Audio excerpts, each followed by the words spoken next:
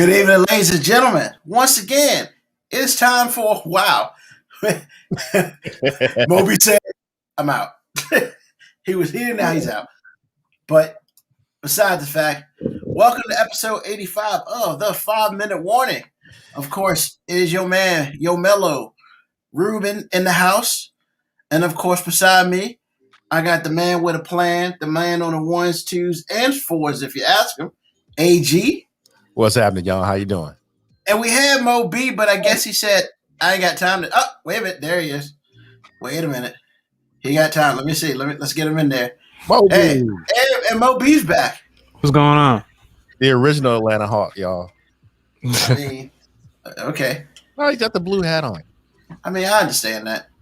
Congrats to the Hawks for surviving today, because y'all were up by like 20-something, and y'all tried to give it away, but y'all didn't, so congrats. I mean, I see what you did right there. You just, I understand. Throwing that shade. Yeah, I understand. They got the W. They got the W. So who Exactly. do y'all play next? Who do y'all play next? Oh, no, they got the Philly first, a seven-game series. Oh, it's not over yet. Okay, I thought they advanced. No, it's not. They advanced to Philly, and then they won game one of the Philly series today. Oh, okay, because I know they beat somebody. Who y'all beat? The Knicks. The Knicks. That's right. And you know, I gotta say this. Shout out to the Knicks, who has sucked for so long. They still do. No, they don't, because they're in the playoffs, and that's something to be said. There's something to that. Look, man, Washington made the playoffs. Man, not for nothing, because they were a higher seed than the Lakers. I mean, they were, and y'all are currently playing in the same place where the Knicks are right now. You're right, but I'm just saying. I think. Well, I'm going to give out some respect to all the Knicks fans. Y'all stunk. Y'all were the butt of every basketball joke. You made it to the playoffs. I appreciate y'all. It's good to have the Knicks winning. So that's what I wanted to say. Yeah, whatever. They suck. Ouch. Okay. I mean, there's only one good New York team there, and that's the Yankees. You know what makes you good? It makes it good talking to you in the summertime. What? I always got shade. All day. Always. Hey, look, man. If you're not putting it up, then what you doing? It's just shade. Just petty as hell. I mean, it is what it is. Anyway. I mean, I'm even more petty that the Titans got Julio Jones today. Oh, they did? Yeah, man. But I get it. Atlanta wanted to get Julio out the NFC, so I ain't exactly mad, but I'm just like, I want to know who wanted to give up that first round pick for him, and they said no. So maybe we'll find out this week. Probably not, though. Well, good for him. Is he going to get that new contract he wanted Atlanta to give him? I mean, he already got 3 years left. Yeah, like $50-60 million. That brother paid. I realize that, but he just want to win. Only thing I'm saying is, I do believe that's what started all of this. He was ready to get out of Atlanta because what started is Atlanta is in salary cap hell. They didn't even have enough money to sign their draft picks this year until they got rid of Julio. Ouch! I didn't know that. Okay. Yeah. I mean, it sucks they had to get rid of Julio, but, sometimes it's just time for everybody to move on. Well, it looks like that's what happened. Yeah. I mean, who else moved on this week? Naomi Osaka. She moved on this week. You know what? I got to jump in. I know you kind of lead in with this and everything and set us up, but I really had to jump in with this. I was talking to Lauren about it, and I was like, this chick said what she was going to say about, her mental state with regards to the press and all that. She said she was willing to pay the fine. She put up with all that shade. She did everything she was supposed to do to get what she wanted out of the deal. And then I see 2 or 3 days later, after all that shade Roland Garros was putting out, all that shade Patrick McEnroe was putting out, and then all of a sudden people changing their tune. Well, it really wasn't shade. It's called a rule book. And basically, she came out a week before, said she ain't going to talk to the media. I mean, okay. The rule book says you get fined if you don't talk to the media. So the first time she got fined, and then, pretty much they were just like, look, I mean, we appreciate that you gave us a week in advance, but you could have came to us and told us, but we also ain't gonna treat you any different than anybody else. And basically, if you're not gonna show up to media events, we'll just kick you out. And then she decided, I'm out. And instead of calling a press conference on all that stuff, she did it on Twitter. Which, I'll get into I want to hear from everybody else first. But here's the thing. Even though you may think so, and even though people are trying to use it as such, Twitter ain't the media. And I think the problem is that everybody wants to put out their business because they feel like if they put it on Twitter, they can say how they want to say it. But the last time I checked, when people make announcements and they have media present, they usually read from some. And if they don't want to take questions, they just leave. So, I guess my thing is this generation wants to, instead of, former media, I guess, she has some, she has some stuff in there that I agree with. But the other thing is, it goes back to Kyrie Irving, man. Your contract says you got to do this, and you get paid for this. So, it's not like they came to you a week ago and was like, hey, we need you to do some media appearances. Nah, you got to do this. And I understand how you personally feel about it, but that's your job. If I don't wear a uniform to work every day, I get sent home and be like, go put your uniform on or don't come back. It's the same thing. The only difference is, her uniform is what it is, and she got a job just like everybody else. But if you don't do all your job, bad things happen. Cause and effect. So I'll drop that right there. AG, what's your thoughts on this, man? Well, actually, we need to go to Moby because I already said half of what I was going to say. Nah, go ahead and finish it. Go ahead and finish your thought there. You said half, finish your thought. Well, I don't really care. I understand what you're saying, and that's very true. But what I'm saying is she said that she was going to pay the fine. She knew she was going to get fined. But I'm saying to you, just like you said, your job tells you you have to wear a uniform. You don't wear the uniform, you get sent home. Or eventually you'll get fired, right? Yeah. Okay, it's that simple. My thing is, if you take that stance, why come back 2 or 3 days later with this soft response? Why let public pressure change your stance? It's a weak move. It's whose response are you saying change? I'm talking about Roland Garros. I'm talking about the venue itself. I'm talking about the tournament itself. I don't think they changed their stance. I'm about to say, I don't. When did they change their stance? Because the rules actually state that you get fined, and if you repeatedly do it, they can kick you out of the tournament. That's not something they just created. Oh no, I'm not saying that was not what was said initially. I just got the impression based on, and I wish I had read it or I could read it. But all I'm saying is the statement that I read from them seemed a whole lot softer than what they started with, which was the rules. And I thought parties were okay with that. I thought when she left, all parties were okay. It's like, look, you need to do this. You don't want to do it. We sending you home. But they didn't send her home. She sent herself home before they could. Either way, I thought all parties would be okay with this. So why say anything else? Right? Well, and maybe I got it wrong. I'm just saying. I was like, I didn't know. I didn't think, because like you're saying, all the rules were there. She knew that. She was cool with the fines. She was cool with paying the fines. Like every time she won a match or lost a match, but she sent herself home. Well, what she wasn't cool with the fact that they basically look, the rules state that we can send you home if you continue this, and. People will say that she got ganged up on by all four of the majors, but it's in the rules, man. And it's like, you knew this. Mm-hmm. Now the question is, are you upset that they flexed on you after you tried to flex on them? Was she? Because I didn't get that. I didn't get that either. I mean, Because I I thought, kind of thought she was flexing. well, I didn't say she flexing. I just thought, I didn't think that I didn't say she wasn't flexing. I'm saying that I didn't think that she had any, like misgivings about it. It's like, I knew y'all had to do what you had to do. I'm gonna do what I have to do. So, right? Or is that wrong? I got a totally different view. So I mean, I think that if she, so when it's Well, all Moby come, needs to say what he's gonna say. I've been talking too long about this. okay, yeah, go ahead, Moby.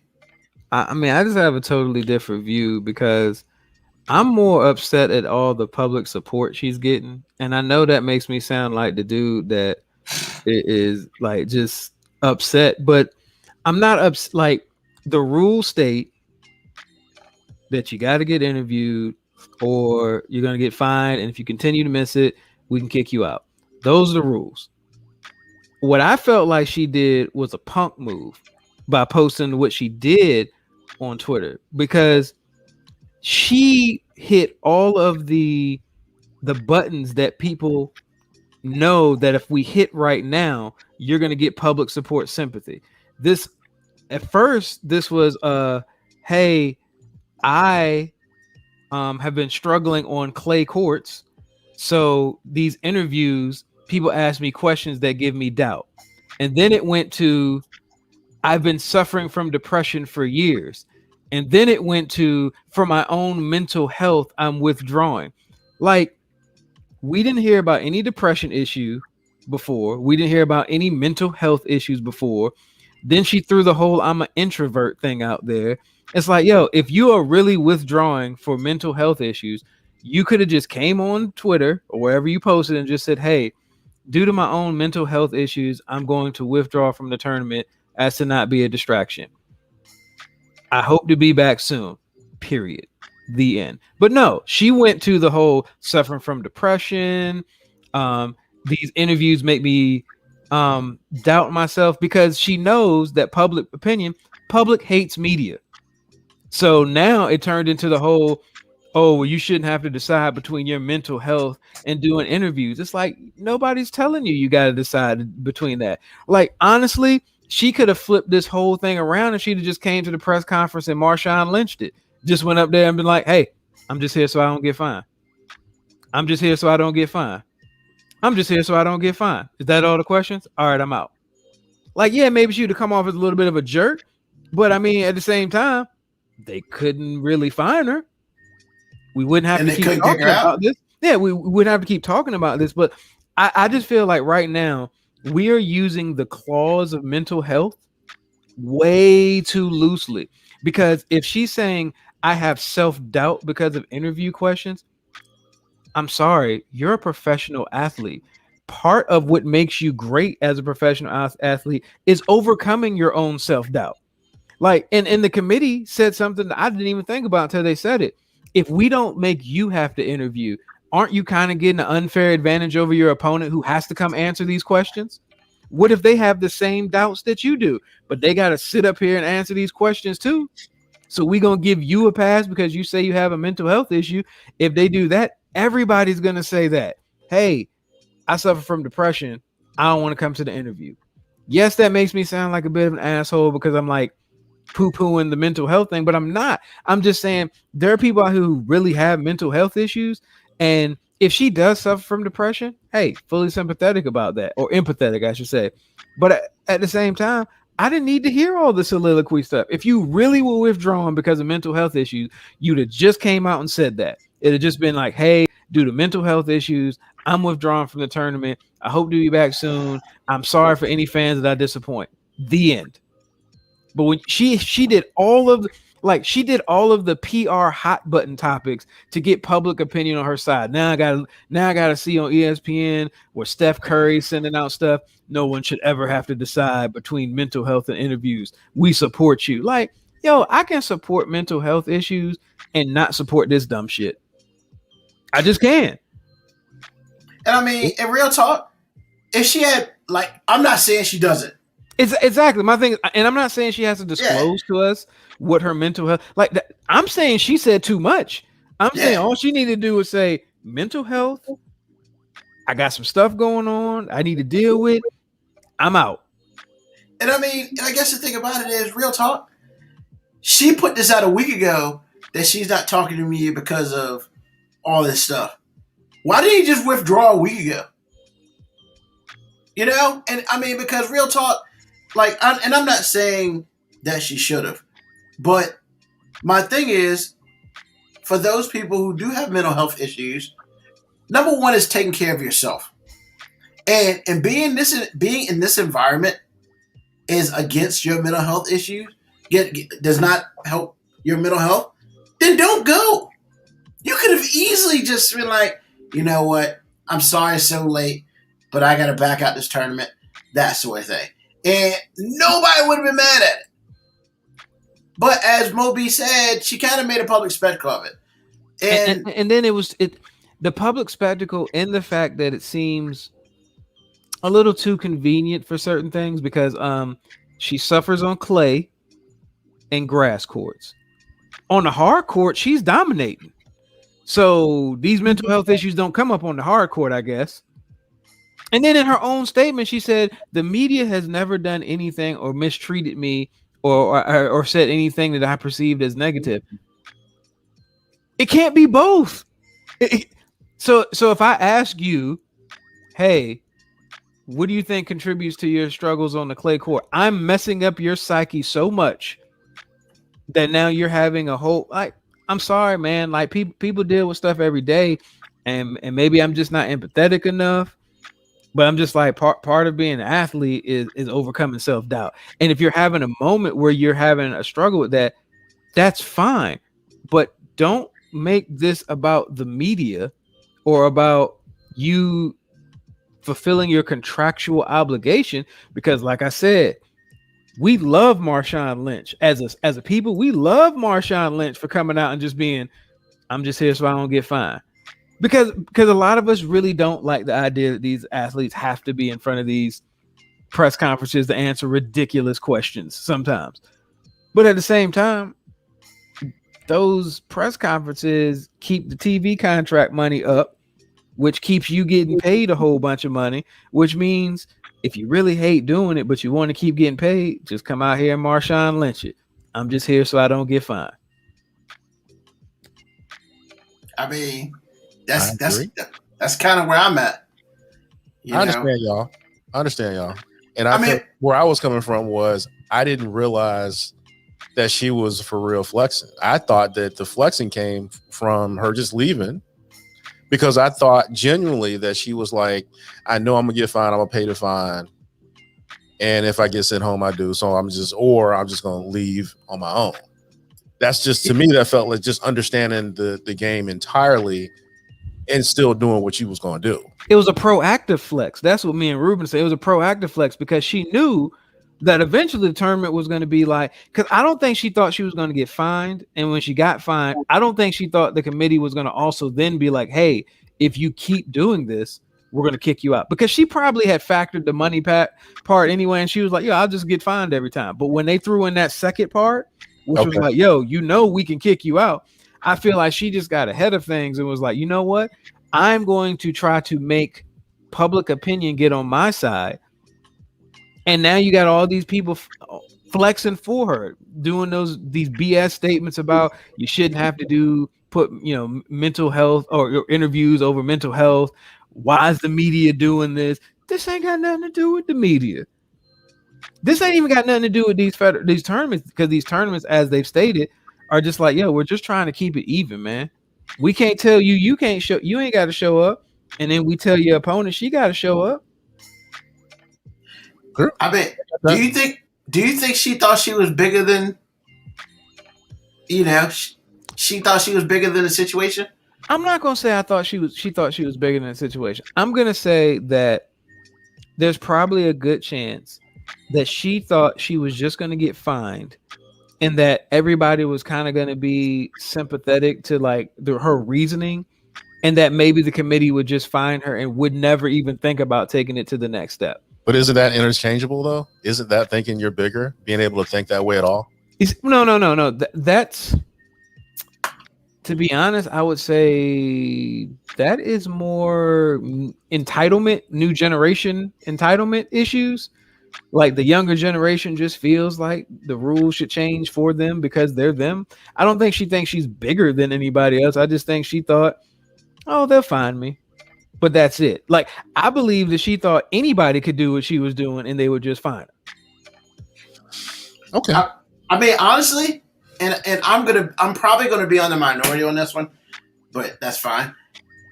I think what they did was correct because one, they followed the rules, and two, it wasn't any type of favoritism happening. Because had they let it pass and just find her, then somebody might come back and be like, "Yo, I mean, you let her do it." Then next thing you know, people just paying fines and not talking to the media. And I guess they were just like, first of all, it ain't that kind of party. You can't roll up in here and just not do stuff and not expect us to. I don't want to say, challenge you, but just be like, these rules are here for a reason. I don't know. I think they did the right thing too, because unless I missed it, they didn't publicly come out and say, "Hey, if you don't show up, we're going to kick you out." They went straight to her. So to me, that was them saying, "Hey, we are going to enforce the rule," and they just told her. I didn't. Unless I missed it, they didn't come out and make some public spectacle by saying, "Hey, if you don't show up, we're gonna kick you out." I think they probably went to her people and like, "Look, we understand, but we're gonna enforce the rules." And then she got ahead of. So I don't think the federations were wrong, and I think the other federations just kind of jumped in because they were trying to protect their own interest too. Because they, if one of them says it, they kind of all got to enforce it. Yeah, and then basically it's like, if they do it here, what makes you think Serena won't do it at the next one? Not that Serena wouldn't do it or whatever, but you just can't give people that kind of leeway. I mean, I think, like me personally, on this matter, I almost feel like, especially, and I mean, Mo B is like, you a hater or whatever, but I feel like the way Kyrie Irving did what he did, I think the NBA should learn from this, man, because you just can't have people go rogue, man. You just can't. Not if it's in their contract saying they got to do this. Yeah. And I know in NBA, they find the person and they find the team.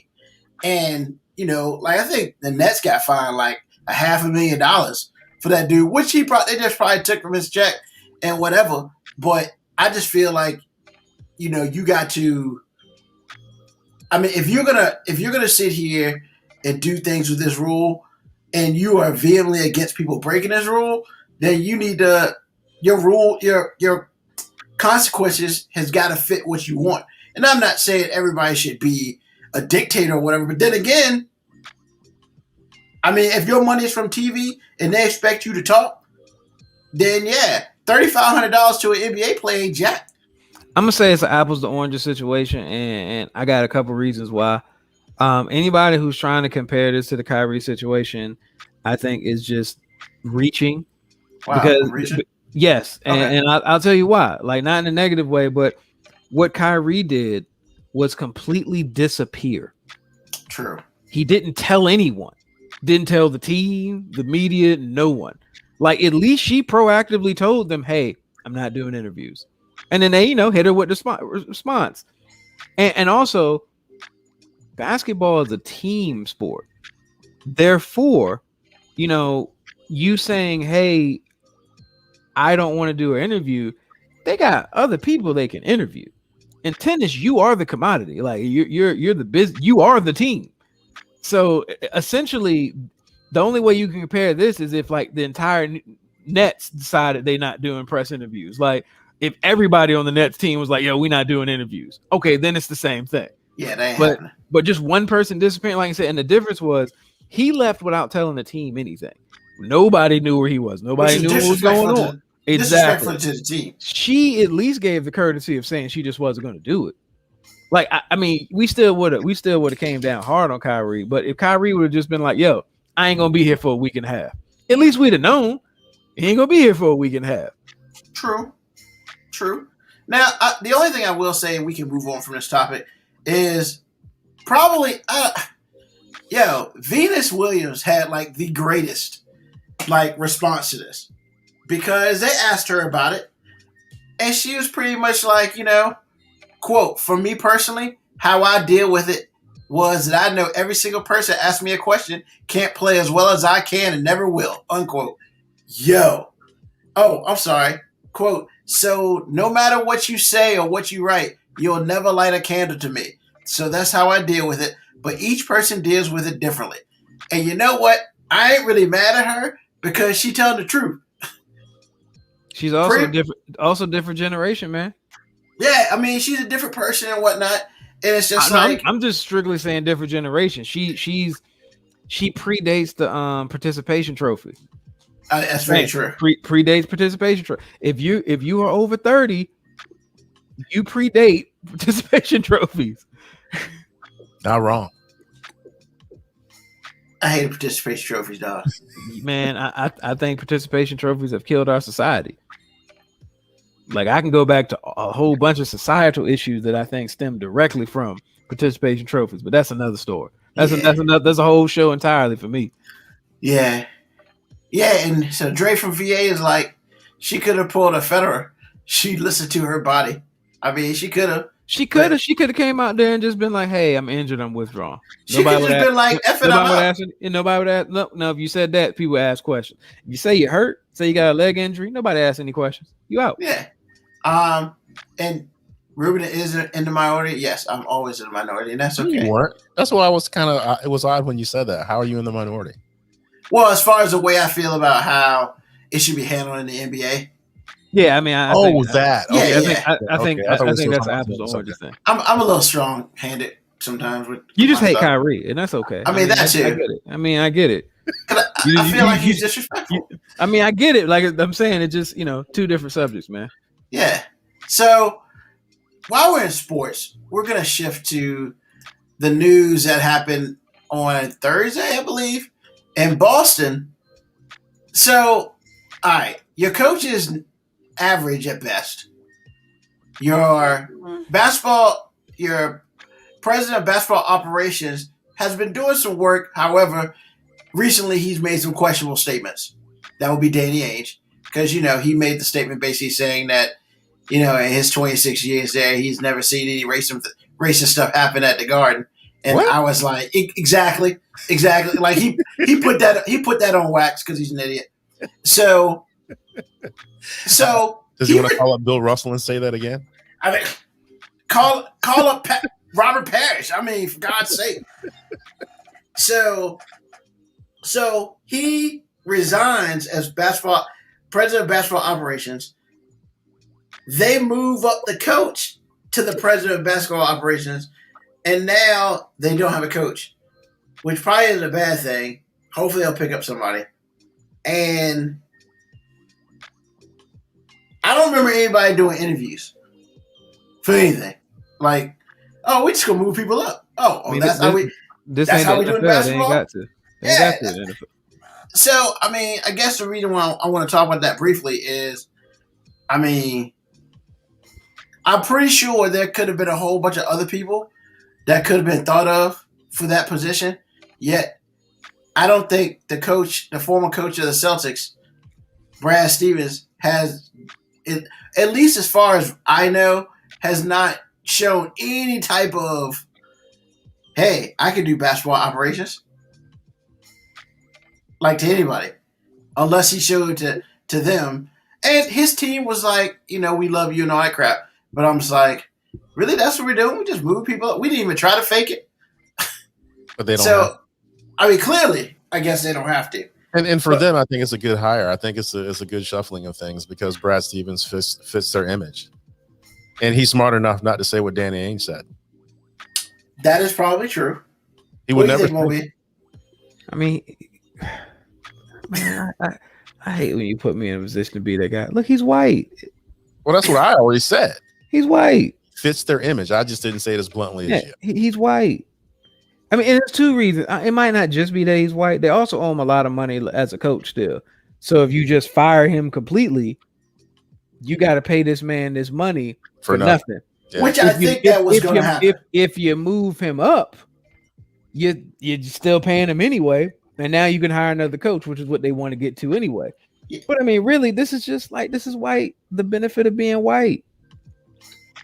I don't So- even, is it the benefit of being white? I just think it's two sides to this. I You know, think, it's a combination. It's a benefit of being white, Boston, and white. that's complete. It's three That is things. complete. Yeah. It's white, Boston, white. And that's why I said my response was he fits their image. Yeah. Because they're all the GMs and all the basketball operation guys out there that they could have had, and they chose that had experience. right.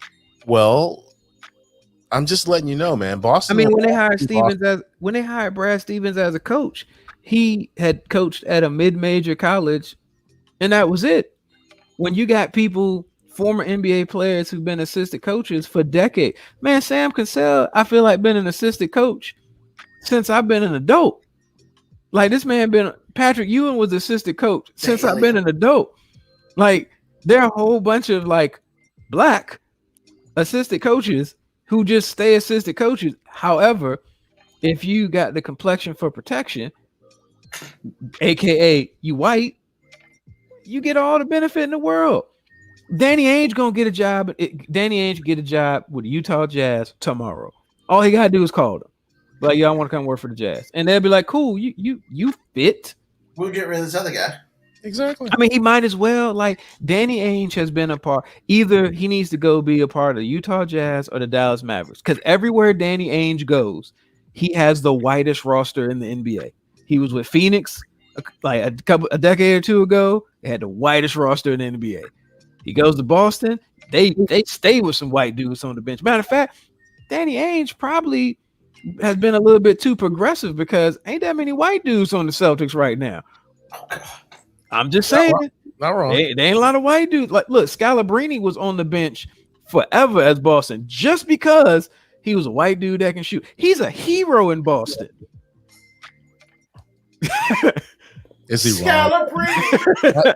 He's not. I'm not saying he's wrong. I just say it's funny he brought up Scalabrine.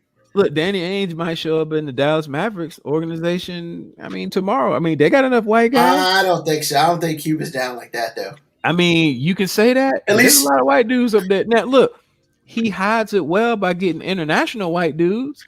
You know what I'm saying? He's like, they're not white. They from Italy, or they white. Oh, you know, Dallas Mavericks were playing the other day, and there were 4 white guys on the court at the same time, all playing for the same team. I didn't think I would ever see that shit again. it was Boban, Kleber, First of all, Porzingis, and Luka, and Hardaway Jr. I was like, dog, you are the Jackie Robinson of your team right now in the blackest sports league in America. Y'all managed to have 4 white dudes. Like, I feel like Mark Cuban should win an award for that. Like, how did you get this many white guys to be on the floor at the same time? And I'm not saying that they and should 3 of them be are international. Well, like I said, that's the He said cover. that. That's the new cover right now. That's a new cover. Wow. And I ain't mad at them. I'm not saying that they're only in the league because they white. No, I'm not discrediting them at all. I'm just saying that looks really weird now when you think about how the NBA looks overall. And you like, one of these things is not like the other. You know how bad it had to be in that game when they had all those people in Boban in the game? Like, because Boban is fairly terrible.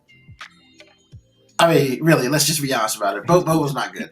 Man, he's 7'5", man. You I ain't gotta mean, be so that it- great. And Sean Don't beat Bradley that. was 7'6", and he was terrible. Hey man, I mean- he's like 5th all times in blocks, man. Like, I mean, yeah, I guess you got something there. But geez. So what does this have to do with the Duke part of it, though? Well, hold on, we're getting there. Okay. But here's the thing. Now, here's a big question. What are the chances? Give me a percentage number, 1 to 100. The chances that they hire a black head coach in Boston. 90%. And because they hearing all this stuff that everybody talking about how Boston is all white, so they're gonna do the unthinkable, and they're gonna hire the palest black coach they possibly can find, Jason Kidd, because they're gonna hope some of the people in Boston might not notice he's black. Oh, they'll know. Stop it. Don't notice. I know, but they're gonna hope. They're gonna be like, maybe he can get away with it. Too, Boston has, based on the idea that they're Boston, I can't really be mad at Boston with this particular thing because they had Casey Jones and they had Doc Rivers. Okay. And they won championships with them. I mean, Bill Russell was a player coach. He was bad. Yeah, but you would think that He was they there, would stick and with it was that. Boston. Like, Would you think they would stick with that trend? No, I mean, no, because like you said about if they get a white dude and it could be awful, as long as he's on the roster, he's a hero. That is never going away. Yeah, but All I'm saying is I can't be mad at them all the time because I ain't mad at them. and they do get black people and they win championships with these people. yeah, with the You have black to point coaches. that out. All I'm saying is you have to point that out. You have, if we're going to talk like this, we have to say the 2 times, or actually 3 times, 3.5. I mean 2.5, Uh-huh. that they actually went out purposely and got these people because they thought they would be the best coach. Actually, and Red Auerbach for Casey Jones, he was his biggest proponent. It's like, we need to get this dude. So, well, you have to mention that. So, but I understand that. So knowing that, and I'm just gonna put it on Front Street. So we have a black head coach. We win a championship. Mm-hmm. So we hire Brad Stevens. Like, I didn't say they weren't being Boston. All I'm telling you, I'm is just they've had saying, moments. man. They've had moments.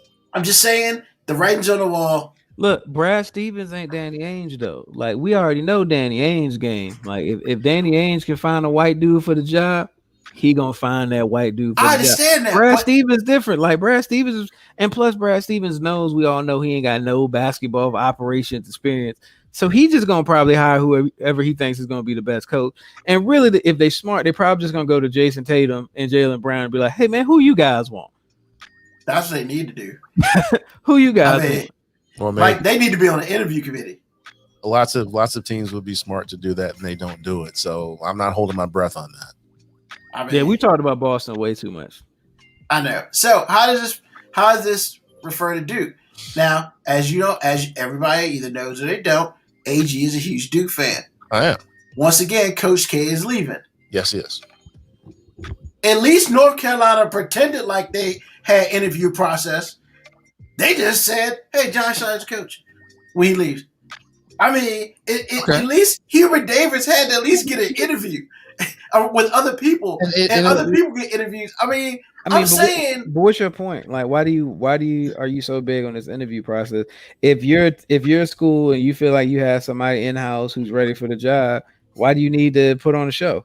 so I guess so. Is it a fair statement that North Carolina didn't think Hubert Davis was ready for the job? I mean, different programs, just different programs. And I'm gonna venture to say that Coach K probably had more pull than Roy Williams. Venture to say that. Yeah, because Roy Williams is like the second most well-known coach of UNC. Well, yeah. You know what I'm saying? So Coach K is Duke. So if Coach K was like, nah, this dude's the man, they're gonna be like, all right, well, I mean, he the man there. Yeah, and yes, Duke is a private university. So I do understand that they don't necessarily have to hire, they don't have to interview outside, blah, blah, blah. I get that. I'm just talking about aesthetics. That's all I'm talking about. Aesthetics. The NFL got the Rooney Rule, and we think that's trash because they just out here parading whatever black dude want to interview or whatever brown minority person wants to interview just so they can hire the person they want to hire.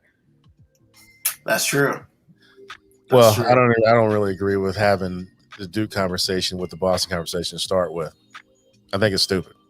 I mean, it's the same thing, though, basically. No, it's not. I think you're the only. I think you're the only Barnum person that thinks that. I'm gonna disagree with that. I don't think it's the same thing either.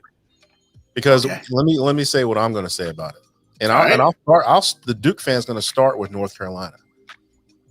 In that program, Hubert Davis was at the top of the assistant coach chain to start with. Okay. And you don't get to the top of their assistant coach chain without being somebody. However, Roy Williams is Roy Williams. and no one was going to be the coach of North Carolina until except Roy Williams, until Roy Williams decided he didn't want to coach anymore, which he did. It's called heir apparent. Everybody knew it was going to happen. There is no, if he had an interview, it was perfunctory. It was like, dude, we just going to say some stuff. We're going to have some sandwiches or whatever behind closed doors. We're going to call it an interview because we all know what time it is. But the difference is North Carolina interviewed other people it as well. They did what they wanted to do for whatever reasons they had to do it. We all knew it was a good job. And the same thing at Duke. Gotcha. Because if you're a Duke fan, you already know. And there was only one other person that was going to ever get that job. And we knew that 20 years ago. But we didn't know if he was going to be available when Coach K was going to retire. Because it was 20 years ago. Who would that be? Wait a minute. And the other thing was he left the college to be a head coach somewhere else. So there's an availability thing. There's even whether he even really wanted the job after 20 years. We don't know that. And that was Johnny Dawkins. Yeah. Yeah, but Johnny Dawkins fell on hard times after Stanford. Well, I'm just saying that when he was top of the food chain in the assistant coach food chain at Duke, he was the heir apparent. But Coach K at the time was so young, it would have been a really long process. And so when Stanford came along, he gave his blessing, he left. But even when he left, it was like when Coach K retires, which, you know, who knows when that was going to be at the time, Johnny Dawkins is the man. Everybody, not everybody, everybody knew that. So what changed? And again, like I just told you, we don't know what availability is. We don't know how he feels 20 years later. We don't know that. But Jon Scheyer not being a good hire at Duke, you must be tripping.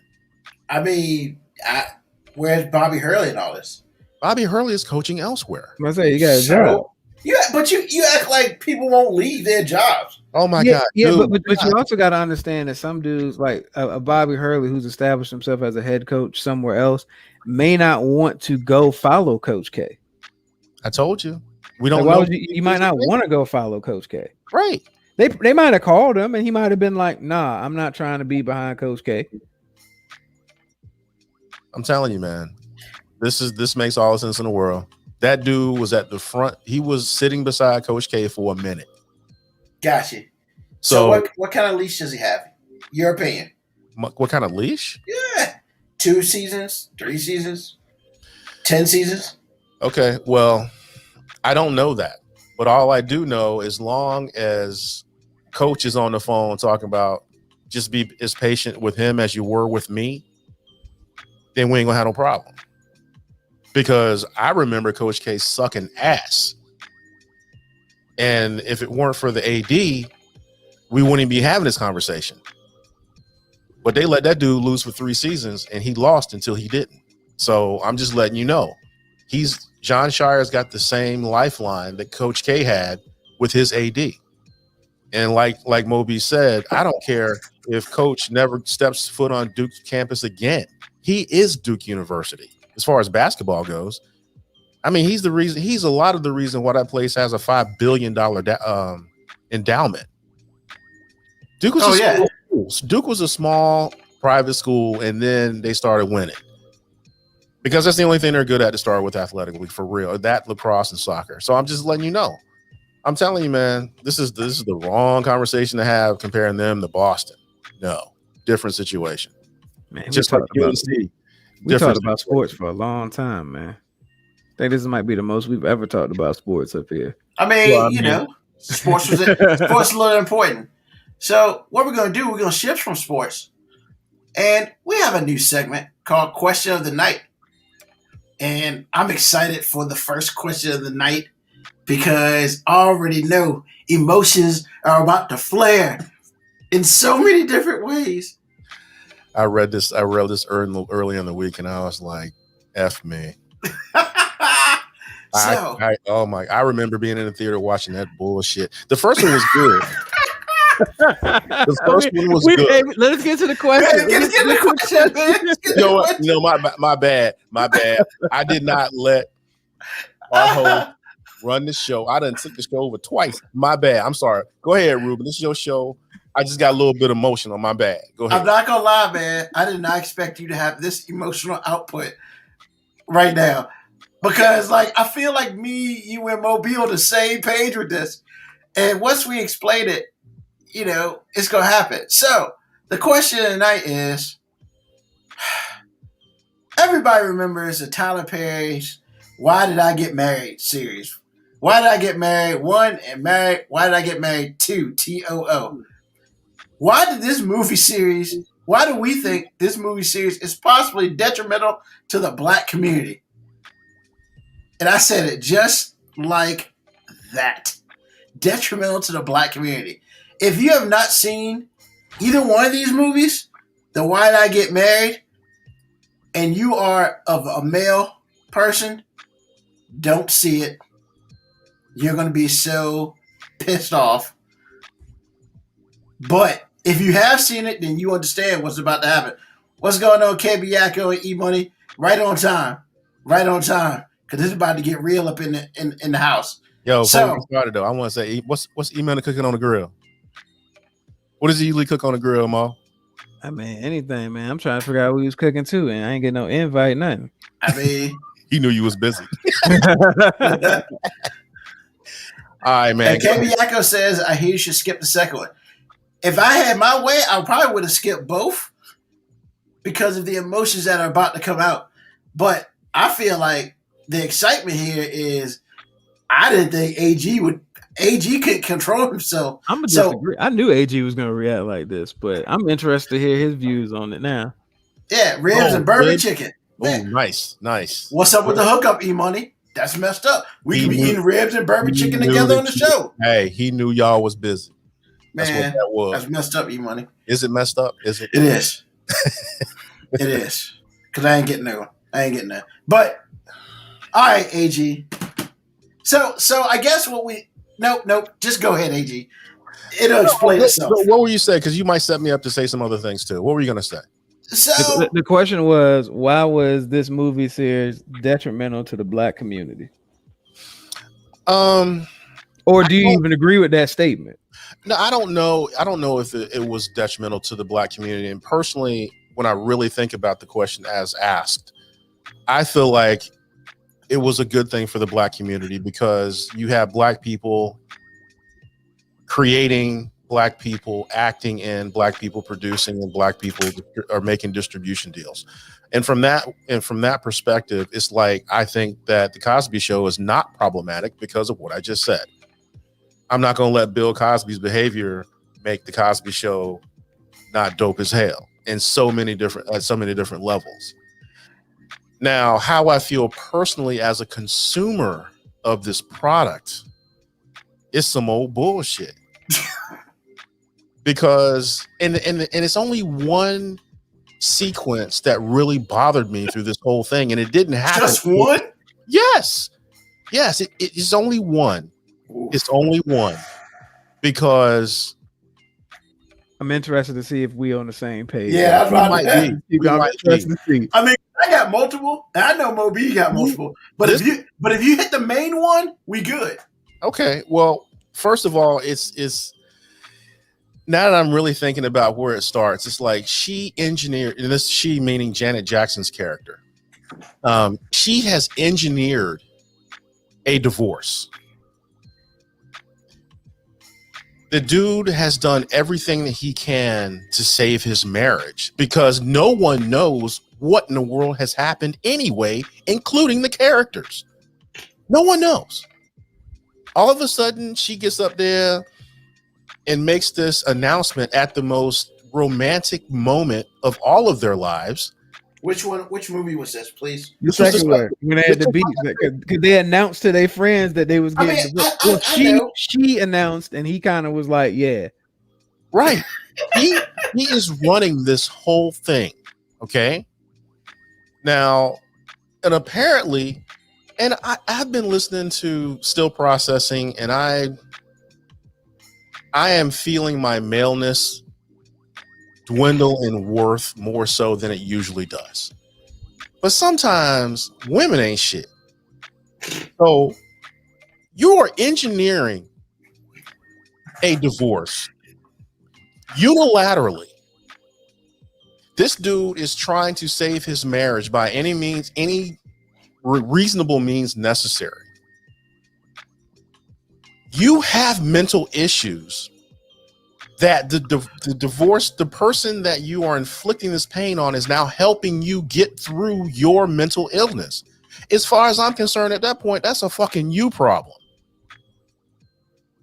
And the F-bombs. I'm so sorry.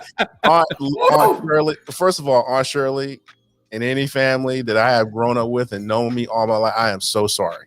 No, you're not. No, I am, because that movie brings some things out of me that's just like, oh my God. So anyway, he is helping her through all of this. Okay? She gets her stuff together, whatever it is. He hasn't done anything to her. He shows up at their business for what is supposed to be a surprise party because it's his fucking birthday. That's two. And Was it? I don't remember. Was it actually his birthday? it was something for him. No, I don't think it was. I think she just came up there and acted like, because when she was like, it's his birthday, everybody in the office was like, and he was like, what? He knew it was gonna be some BS. She just masked it like it was his birthday. Right. That's right.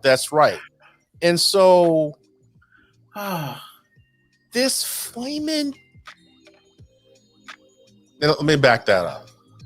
Please be this. I got two of them. I got two of them in my room, man. I got these two bitches in the room, and I'm talking about my two female dogs, literally Juju and Brownie. I'm assuming that's one of the words you wanted to go with. So this, call it Juju or Brownie. If we say Juju or Brownie, we are basically getting around saying, calling a woman out of her name. So this flaming hot Brownie. No, actually, it wasn't even that, because I said it for you. Yeah, I appreciate it. It's not. It's like you got the dogs in the I house. remember, and see, it's so vague to me now because I was so heated when I was in the film, watching the film.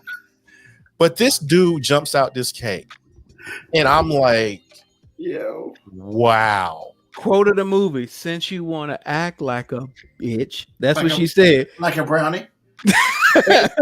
Thank you for saying that, because that was what it was for me. That's where I just lost it, because this is what I'm saying. Everything that he had done was to love her and to preserve their marriage. At some point, he accepted the fact that this is not going to work. And then she made him a punk for doing the right thing, or at least doing something that was admirable, even if it wasn't going to work. This dude gets so upset, he gets in his car, jets out of the parking lot, gets T-boned by another car or truck, dead. All because of what she chose to do, which was wrong on every level. And then, that's not the coup de grace. This is the part that really was like, get me the F out of here, because this is the dumbest shit I've ever seen. So we all felt the same part. You destroy a man at every level, physical, emotional, and mental.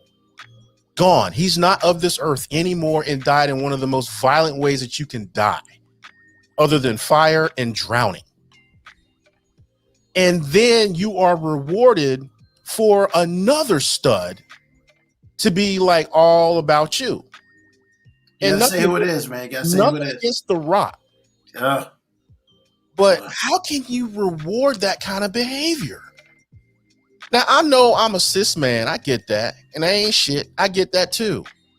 But at some point, y'all foul. And for Tyler Perry to write that foolishness, I'm questioning you right now. And I have since then, and you ain't put out nothing good since then either, fool. You ain't. I'm glad you're doing what you're doing. I really am, because you are top to bottom controlling your own destiny. But when you did that, I never looked at you the same ever again, because you rewarded somebody for completely undressing and dismantling someone. and you rewarded that? Dude, I don't care what kind of dad issues you got. That was cold-blooded. I never got over it. And I never watched that film again.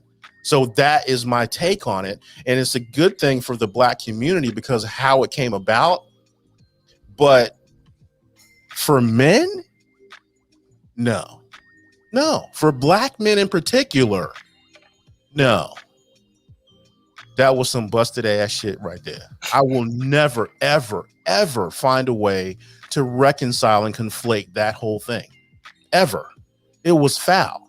Now, if that was what you wanted to get out of me as a dude watching this, as a cis heterosexual man watching this, then you succeeded. But I will never look at you or any product you have the same again, ever. And then you put out Boo 1 and 2. So yeah, I don't even like you. They came up with a second one? Oh my God. I didn't know that. So, okay, before we move to the movie, so many comments. So, Dre, yes. I mean, AG made sure that we got that not safe for work label on the show. For real. I've never heard him use as many curse words in any one sitting ever in life. Man, I'm not sorry. even in public. Not even like in front of him. But Ruben, yeah, I felt that shit. Oh, I felt that. I felt it too. And again, I want to apologize to our audience if you have tender ears. Man, it tells them it's explicit. If they listen, it's on them. I realize that, if you've been listening to this show consistently, you can't have tender ears. Like I realize that, but like Ruben said, it's like I can see it when he shake his head. It's like, oh my God, what have I done? But oh no, I was shaking my head because you dropped like 3 F-bombs, and I ain't never heard that. I know, but I'm just like I said. I think you just took the lead. When I read this question, I was like, oh my goodness, they did not just do this to me. Because I knew I only feel one thing. Hate. I mean, it so again, I apologize for y'all. I mean, to the listening audience. But this movie is foul in a lot of ways for that particular thing. There were other things going on in the film, obviously. Oh yeah, yeah. But yeah. I mean, he kind of helped me out liking him a little bit when my man slapped the hell out of Shania Latham in the Family That Prays, because she earned that. I mean, because you ain't gonna talk. You gonna talk mad noise to a dude after you cheated on him, had a baby with another man, put the baby off as his, and then gonna talk noise again? Oh my Lord Jesus. Well, now, again, violence against women is never a good thing, but you have to know where the line is. And apparently she thought there was no line. That's why her mama didn't jump in and say, get out of my store. She just looked and said, y'all see that? So that was a great piece of writing. So that kind of evens it out a little bit. But I promise you, in the moment, I was not feeling Tyler Perry no more. So you're getting a lot of, hey, hey man, Moco Cowboy says earn the explicit label, and AG did today. KB Yakko's like, yep, they straight up job Malik Yoba. Man, he was such a good dude in that whole series too, man. Go to lay on that couch. Dre is like, AG working on a spinoff, The F Rent. E-Money said, man, you good? Oh, man. And Dre said he got a former student who's writing an episode of House of Pain coming out this fall. Sweet. Shout out to that dude. And that's why I love Tyler Perry.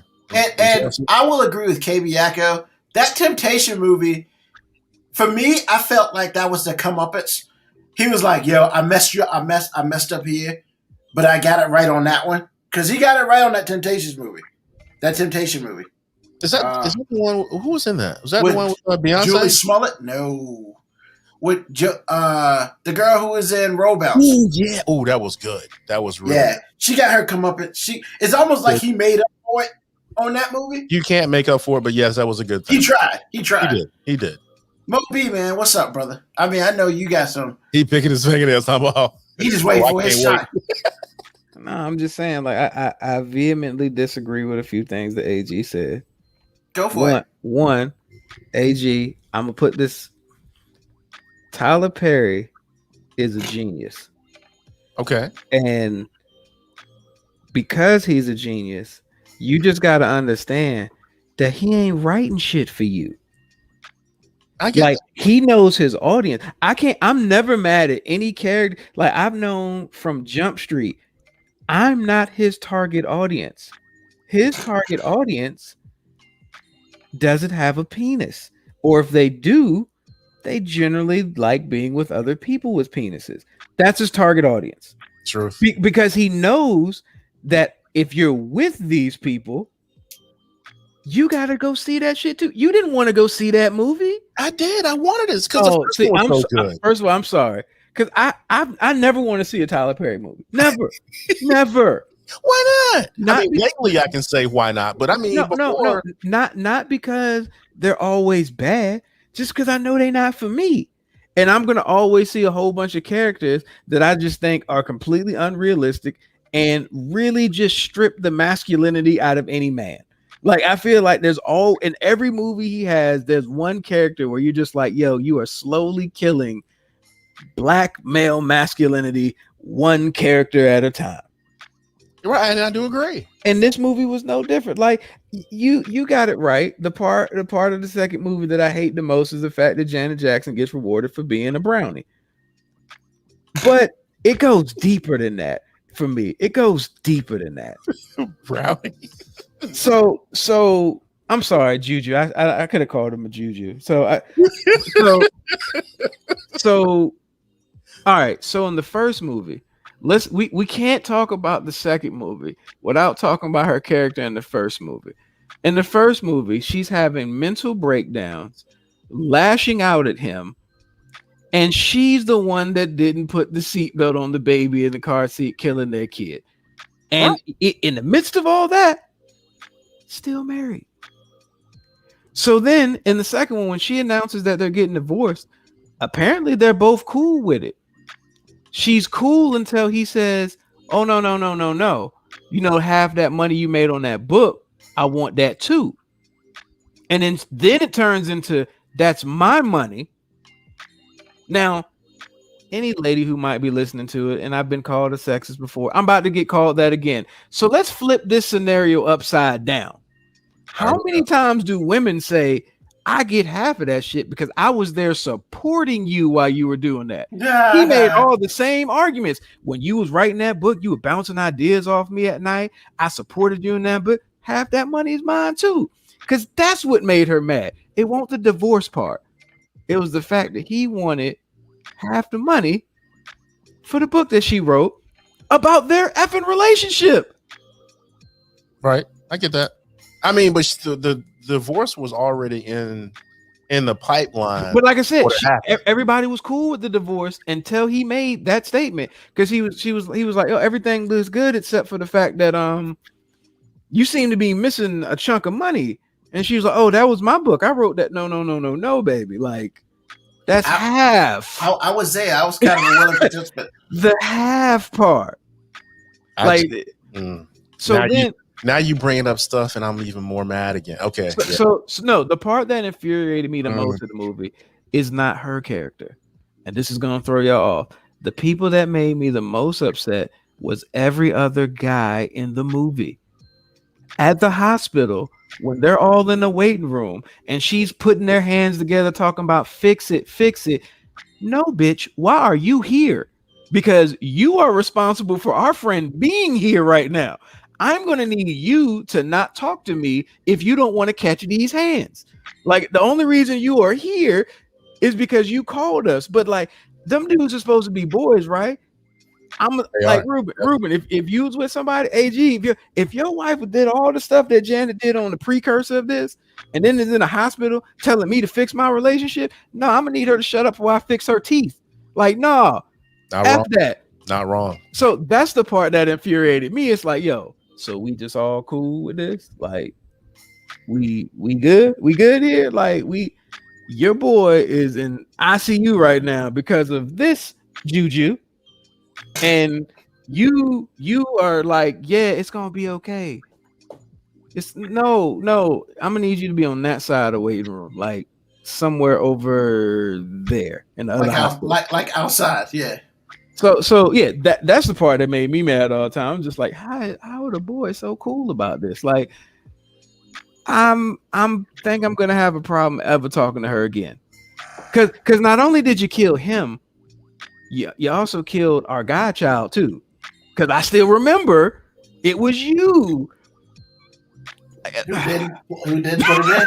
Everything's problematic here. Everything's problematic. And it sucks because it steals away from so many other good plot lines that were going on in the movie between both of them. Like all the other relationships were like really interesting and really show good, dichotomies. Like, Tyler Perry is getting cheated on. And that's weird because it's told from a female friendly version, too, because like she's not cheating on him, but she's really progressing to the steps. Yeah. And the audience cheers as he's supportive husband who's like, hey, yeah, baby, I know your heartbeat. You know what I'm saying? Like everybody's like, oh, he loves her. Where if we flip this around, we'd be like, nah, bitch, you need to leave him. Leave him. It's not Juju anymore. Oh no. You had to be the whole. See, now, Brian, I'm not. I said the name, but I wasn't really calling you. My dog. My dog is confused now.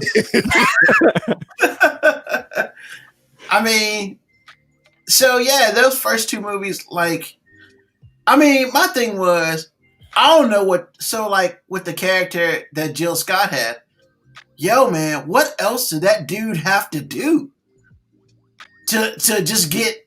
I felt like she was just like, oh, he just was. He was like security. Oh, he ain't shit. And I was like, no, it wasn't that because, and see, I think you interpreted that wrong because in the first movie, he had to build Jill back up.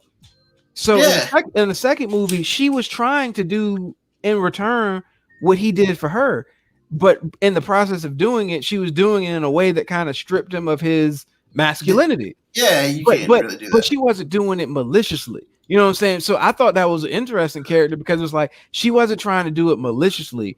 She just was doing it just because, they don't really, she didn't understand. She didn't understand how that was making him feel in that. So like I didn't have a problem with that. I thought that was interesting. It showed that dichotomy, that it showed that back and forth between them. So like I thought their characters were cool. Well, and I mean, as far as the part where this movie affects the black community, I think it sends bad statements by far. I mean, because in that two movie series, I mean, Janet Jackson was just like, what's his name? Why can't I think of his name right now? Morris Chestnut, man. She was winning. Like she won both movies. She was winning in both movies. I'm not gonna let you do this, man. And the reason I'm not gonna let you do this is you can say Morris Chestnut be winning, but Morris Chestnut be a good character in everyone. She want a good person. That's not. But I'm not telling her about the fact that she was I'm just saying you can't compare it because you might say Morris Chestnut winning, but like they at least make Morris Chestnut's characters in a position or a character that you would like to see win. Like I want to see that guy win. Well, and that's the crazy part. I didn't want to see her win. Well, but it doesn't matter. But see, that's the whole thing. It doesn't matter what your character was like. In the grand scheme of things, he was winning, and for those two movies, she won. She got everything she wanted. You can't compare it because she didn't do. Actually, no. I'm glad you did it because that is my point. That is why this is detrimental, and this is detrimental This is detrimental to relationships and just the way men and women are raised. Period. Because I feel, personal opinion, y'all gonna call me a sexist. Call me a sexist. That's cool. Women, especially black women, are being taught. Well, I shouldn't say being taught. Are constantly hearing from the world that you are born into being a queen. I have no problem with that. I have two girls right now. However, men are not taught that. Men are taught you have to work to be a king.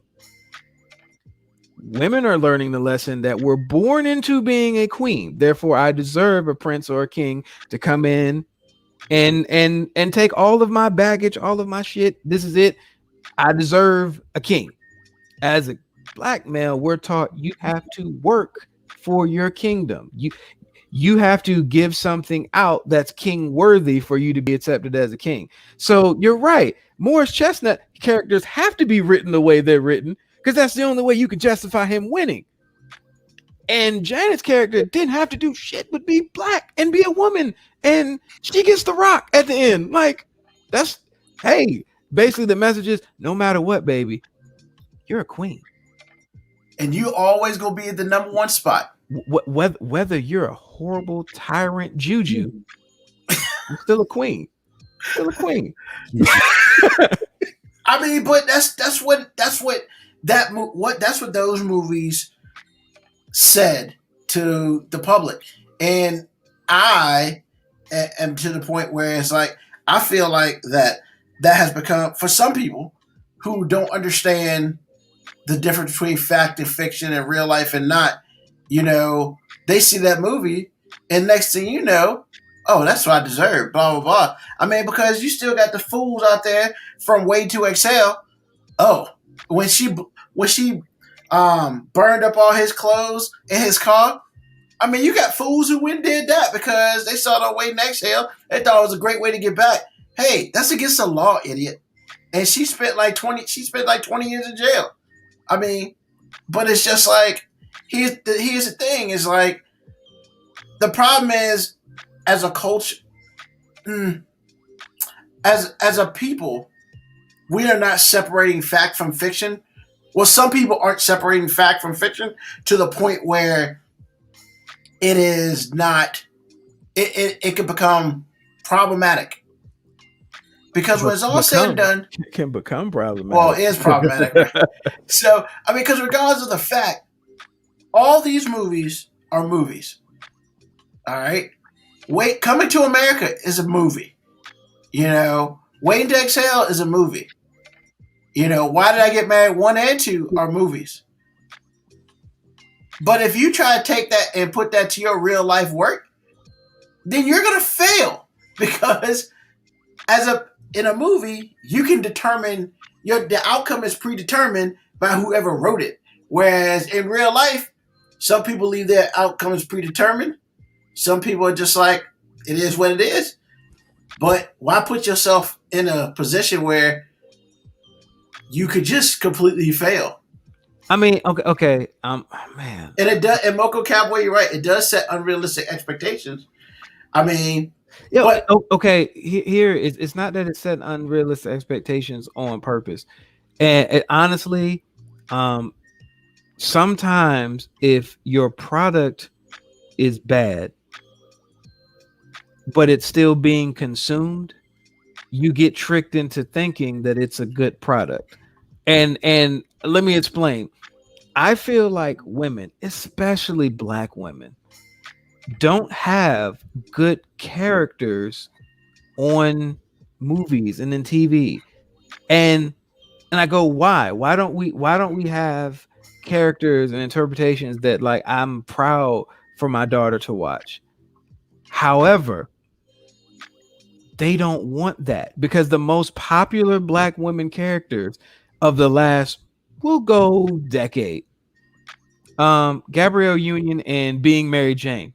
Oh my God, that is one of the worst people ever. Like that character is one of the worst people ever. And that show was hot garbage. You have mentioned this before. I gotta watch this. That show is hot garbage, man. The chick from Scandal, what is her name? Kerry Washington. Yeah, that character is awful. Like she's awful.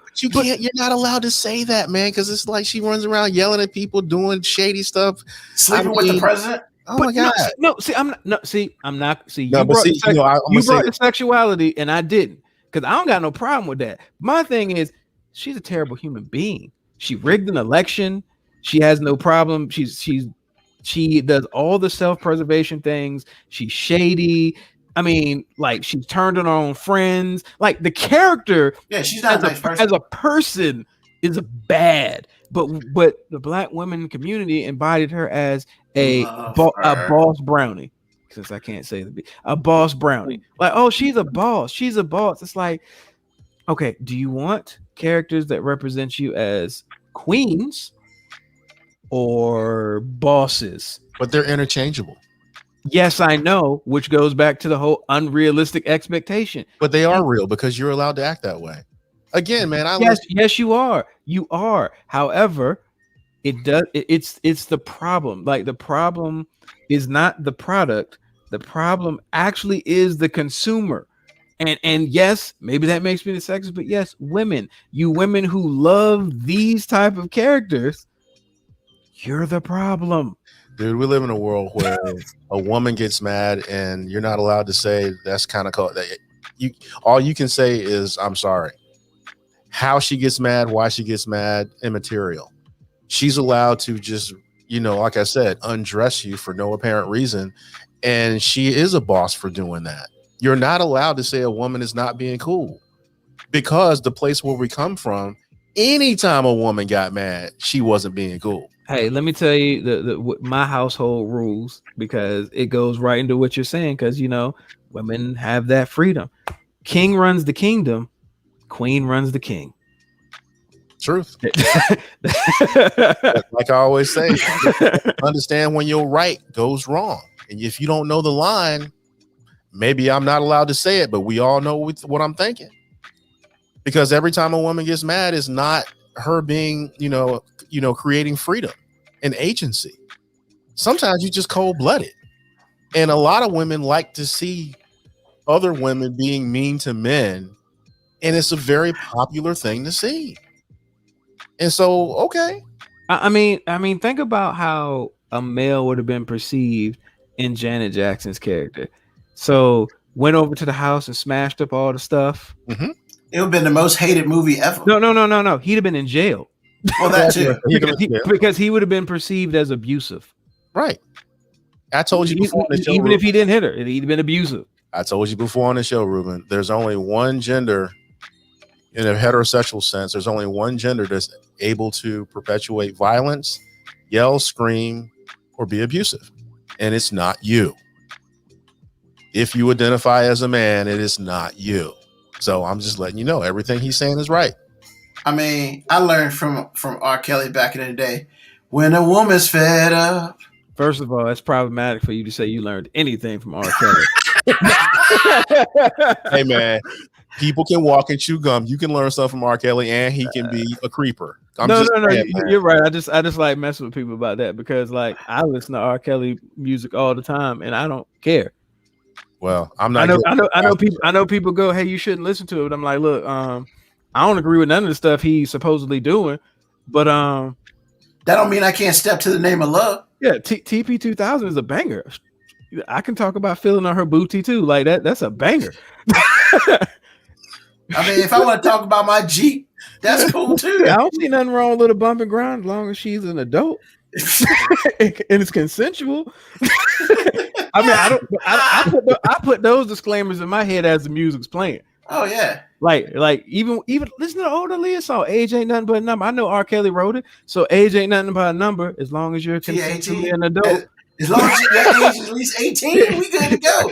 As long as you're at the consensual age. And I still watch the Cosby Show. I'm just saying, Dr. Crusher, middle linebacker. I mean, I don't have an issue with the Cosby Show. I mean, my thing is, in his personal life, he's just sometimes not a good person. What I have learned, and this is kind of part of what's on my mind, what I've learned listening to people that have these outrageous opinions is they're not wrong. But at the same time, you have to protect what you know is right for you and what you know is right, period. Because just because they mad all the time and they make everything problematic doesn't mean it's actually problematic.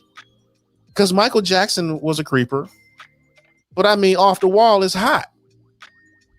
Plain and simple. I mean, I just think, and there are people that know that Thriller was a great album, and then there are the people like me and AG who know Off the Wall was better. Yeah. I mean, you just knew it. It's like that's a desert island record, man. So, if he like to mess with kids, that's his personal business, because I don't know this dude. As long as he don't mess with my kids. Well, he didn't. And I'm just saying, Michael Jackson is allowed to walk and chew gum. He's allowed to be a musical genius, and he's allowed to touch little boys. Well, I don't know if he's allowed to, but you're allowed to listen to his music and not be guilty of his sins. Well, yes, because I'm telling you, he can take agency away from children and still be a wonderful musician all at the same time.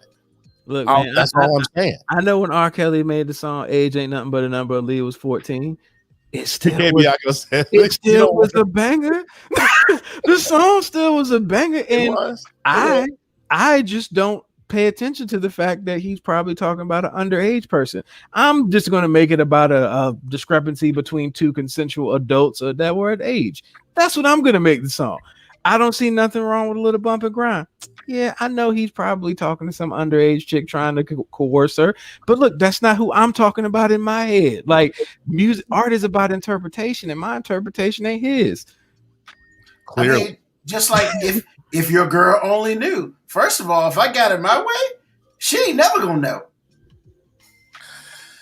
I mean, you know what I'm saying? It's just 12 play. I mean, 12 play. I prefer be at least 18. But yeah, look, you know, 12 gets you 20. 12 gets you 20, man, and that's just what it is. And well, I mean, as grown men on this panel, I mean, the first thought process is, I hope nobody's ever thought about things like that. Well, people do. Well, I said us. I don't give a damn. Oh, okay. And again, man, it's just like I said before. People can walk and chew gum. They're going to disappoint us, but do we know these people? Yeah, no, we don't. You can do great things and do awful things because every human being has done it or continues to do it. I'm just not going to make everything problematic. Yeah, sometimes it's not really. Dre from VA, "Half on a Baby" is lyrically a god awful song, but that bass line and rhythm, hey, you can play that in the background while you're actually trying to go half on a baby, and it'll get some things happening. I mean, as long as that half on a baby ain't under 18, I mean, I think we all right. You know, but and I think Kebiaka was talking to me when he says you don't want that quote isolated. Yeah. That's why I tried to clean it up for him. Like, well, no. I mean, I didn't say that he was allowed to, like somebody gave him permission. I'm saying that he took agency away from these kids, and also he's a genius. And my wife said, thank you for clarifying. Most geniuses are crazy.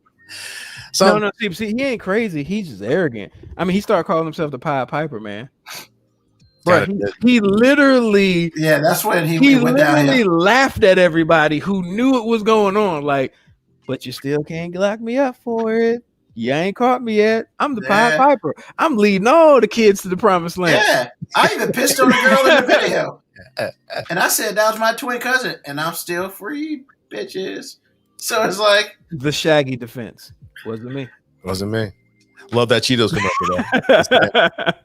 No, it was her. I saw her. I was like, damn, bro. Snitch much? Jeez. But, man, such a great conversation on the question. So, I know, AG, you already started, but what else on your mind, bro? Well, it's kind of an extension of what I already said. When you're listening to other people, everything that they say isn't necessarily right. Don't devalue yourself because you think everything they say is right. It's just not. So protect yourself. Listen critically. If it applies to you, own it. If it doesn't and it's crazy, own that too. And just keep your mind safe out there, y'all, because people will take it away from you. Not that they necessarily mean it, but when you consume something every day, it can be dangerous to you. So make sure you protect yourself. That's all I got. Awesome. Moby, what's on your mind, bro? Man, nothing, because I'm not about to put myself more in this being called a sexist. Man, wait a minute, man. If you get called a sexist and I don't, something is wrong in the world. Listen, I mean, I came with the heat today, man. I said women ain't shit. Come on, man. Damn. Oh. I said that. And you have to use it in context because I don't actually believe that in general. I was going to say, did you turn and say I love you to your wife when you said that? Actually, she understands exactly what I'm talking about. That's good. AG basically said, man, these hoes ain't it. I love you though, baby. I love you though. Like you get it. You know what I'm saying? You get it. And no, and I guess, I'm not talking about Tyler Perry, so I'm not heated anymore. I just want to let y'all know that there are certain situations that will cause I me keep to say saying these that. dogs' names. Hold on, I gotta let. All right. Well, there's certain situations that lead me to say certain things like that. Just like I accept when women say men ain't shit, because y'all right. I don't see. I can understand how it sounds more harsh coming out of my mouth than it does when they're talking to me. But all I'm saying is the same emotion that takes you there is the same emotion that took me there. So all in all, I do apologize if I've definitely hurt somebody's feelings, if you took what I said out of context in the wrong way. But if you watch the movie and you watch it critically, I hope you can understand my vitriol for it. So that's all I got to say about that. I mean, I guess since Moby had to let the dogs out, Literally. I was gonna say the bees, but I'm not gonna do that. That's messed up. So all I got to say is, yo, man, sometimes these hoes ain't loyal, man, and you just gotta play it that way. But as far as what's on my mind, honestly, I've been watching a lot of Dark Side of the Ring lately, man. Yo, sad stuff, man. Wait a minute. First of all, what's Dark Side of the Ring? Oh, it's on Vice TV, and it tells you a lot of stories about what happened in wrestling that a lot of people don't know about. Okay. And yo, man, I felt like I watched the newest one. I felt so sad, yo. So, like, they were talking about the Smith family on Dark Side of the Ring, and I was like, "Who's the Smith family?" So if you watch a lot of old wrestling, Sam Houston, he used to be on WWE. Rockin' Robin, she was a female wrestler with WWE. Jake the Snake Roberts, remember him? Yeah, they're all brother and sister. Wow, really? Didn't know that. On top of all that, their dad used to wrestle. And here's where it gets a little sad, yo. Yo, man. Their dad was a pedophile, yo. Wow. Did he hurt them or just other kids or all Well, of them? they didn't go deep on them, but yeah, like other kids. And like they had Missy Hyatt, I think, up there. Oh no, the girl who played Baby Doll.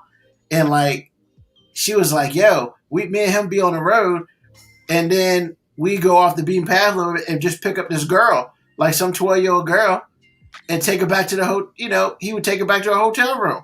And she was just like, oh, it just didn't click. And I was like, yo. And I was like, how brave are these people to come out, like, because he passed away a couple of years ago, apparently. How brave of them to come out, especially Jake the Snake Roberts.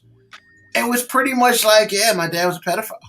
And I was just like, I was broke, man. I was like, I can't believe it. And it's just that show talks about a lot of stuff that if you're a wrestling fan, you may not know.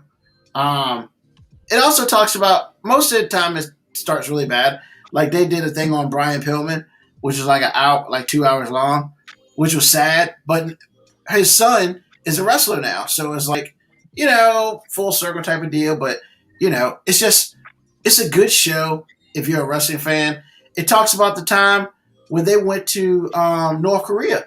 Wrestlers went to North Korea and wrestled, and it's like the biggest show in history, like 170,000 people.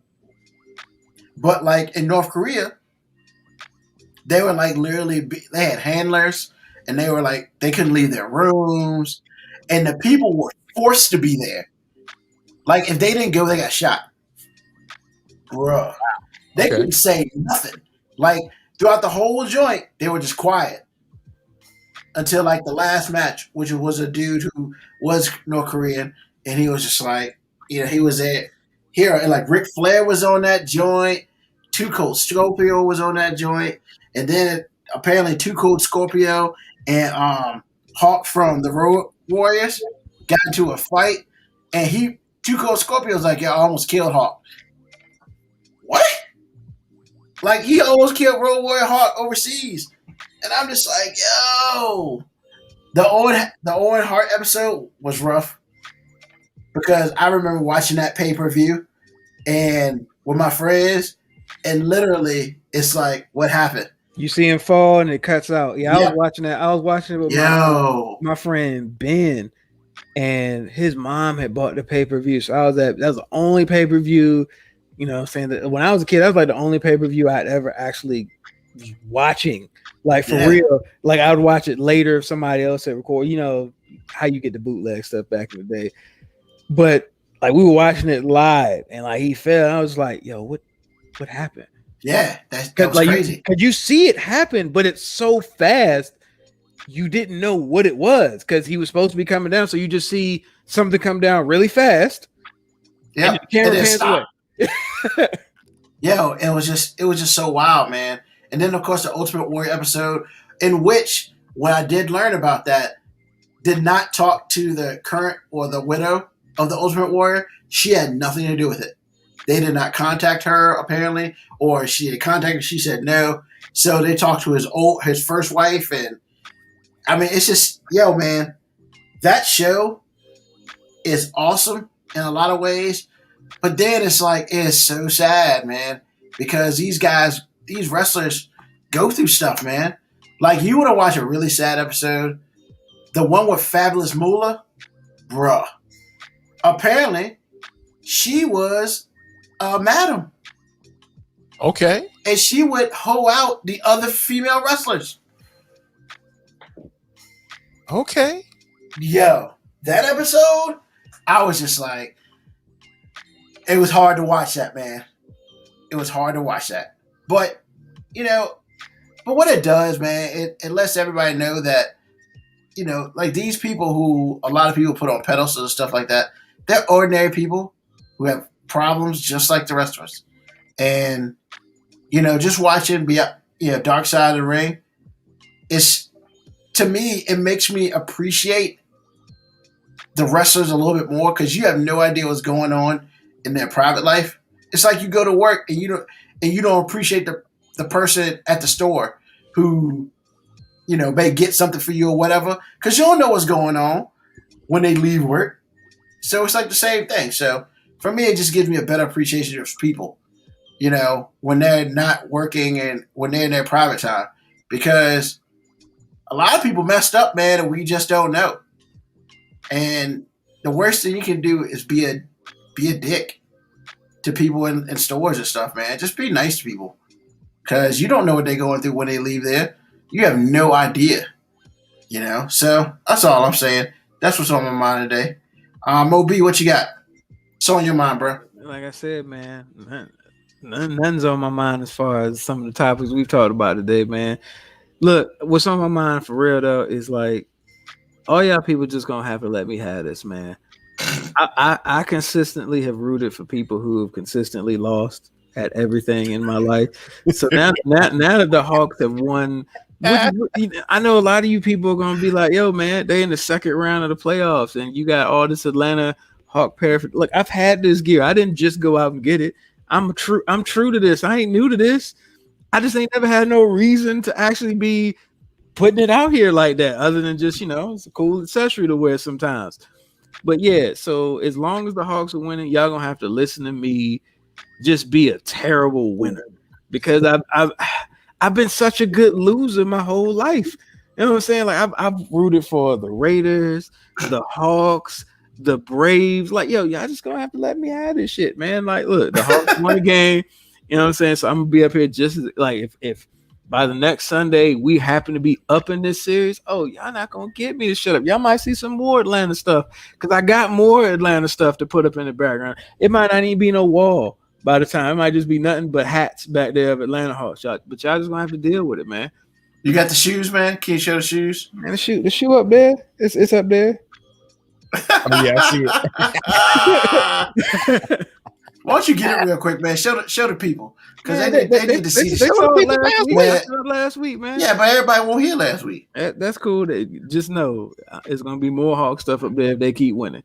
Oh, So- Jesus. And not because I'm going out to get it. I already have this stuff. He's about to empty his closet 'Cause now. like I said, I'm not new to this.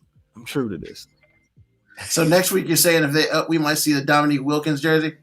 I hope so. That'd be great. I don't have a you got Dominique a Dominique Wilkins jersey? one. I don't have a Dominique one. I do have a Spud Webb. That's even better. Old school. Yeah. I might mess around and have a Moses Malone, but it's packed up in a box somewhere. Well, awesome, gentlemen. Once again, I'd like to thank everybody who listens to us live, who listens to us on the podcast. To the people listening live, thank you. We appreciate your feedback.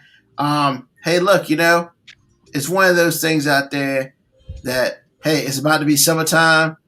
I know the freaks come out at night, and the night it gets a little later now, but hey, let's try not to go out there and act like a bunch of idiots. So let's stay safe. Good luck with that. I mean, I'm trying. Hey, I'll put it out there. Let's stay safe. Let's be good. Next week we will be back. We will be back in the house 9 p.m. on Sunday. That's right. I got it right today. Because doing it on other days, you might be lost. Tell a friend, tell a family. Remember, you might hear some curse words, but it is what it is. Right now, AG's got the lead with more F-bombs with 3. He overtook it in one night, which is awesome. It was Moby and I tied with 2, and AG with 0. Hey man, you counted one of mine? Because one of mine I was quoting somebody. Yeah, I think I so. counted that. Come on, I was quoting somebody. No, you can't count F-bomb as a quote. I don't think that's fair. I mean, you can't censor yourself? He did. He said Then that. it wasn't a quote. You can't. Nah, I agree with Moby on this one. It was a quote. I just came out there and said it personally. Yeah, you did 3 times. I did. Wow. Not sorry about any of them. I mean, I know you're not.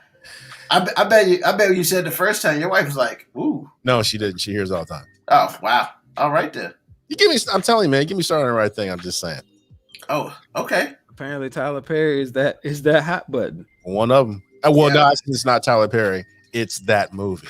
That damn movie. Because like I said, when I read that last week, I was like, oh goodness. Ooh. Wow. All right then. So once again, thank you to everybody who's listening. We'll see you again next week. Until then, keep it light. Be safe. Peace. Look at the Hawks guy. Jesus.